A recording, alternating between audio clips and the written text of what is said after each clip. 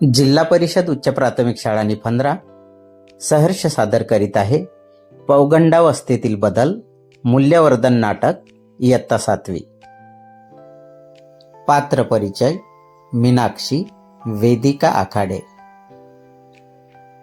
सिद्ध आदित्य कांबळे, अथर्व आदित्य भोयर, रुचा आराध्या ठाकूर, रिचा गौरी घोगरे आणि दिग्दर्शन पुरुषोत्तम नागमकर। हे सारे कौटुंबिक समारंभ जाम बोर असतात ना। हो ना, या सगळ्या म्हाताऱ्यांच्या सहवासात राहायचे म्हणजे अधिक उदाहरण आहे। एवढं काही वाईट नाही रे, तसंही आपल्याच कुटुंबातला समारंभ आहे आणि आपल्याला हजर राहिलंच पाहिजे। अरे तुझ्या आवाजाला काय झाला? एवढा गोंधळ कसा झाला? ए भास्कर, सगळ्यांची आवाज बदलतात बरं का।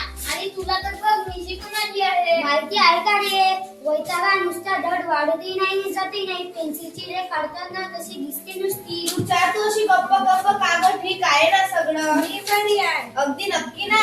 जा ग, तुला माहित आहे ना की काही गोष्टी या मुलांसमोर बोलू शकत नाही। हो, मला आहे कल्पना। हॅलो, आम्ही एवढं पण मूर्ख नाही आहोत। चला रे, विषय बदला। ठीक आहे, मग आता आपण तुझ्या मुर्माविषयी बोलूया। गप्प बस। जोक मारले ग रुचा, माझा चेहरा बघ अगदी चंद्रावरच्या गड्यासारखा आहे। मीनाक्षी, ही अर्धवट अवस्था संपण्याची अगदी वाट बघतोय मी। मला लवकरात लवकर तरुण व्हायचंय। कसं नेमकं बोलली?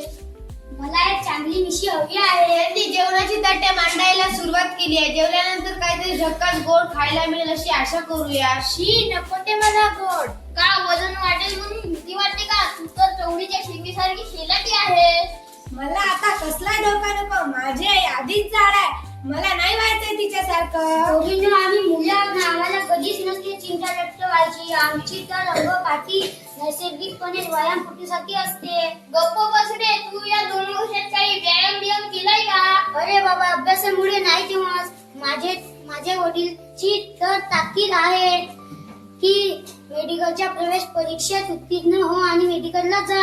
आपल्या आईबाबांनी आपलं करिअर राखल्यावर शोधलं असतं तर किती बरं झालं असतं। का बरं ठरवायची त्यांनी आपली प्रत्येक गोष्ट? ते तुला ठीक आहे रे बाबा, या सिद्धला नाही, त्याला कसलाच निर्णय घेता येत नाही। हे माझे कपडे माझेच मीच निवडतो बरं का।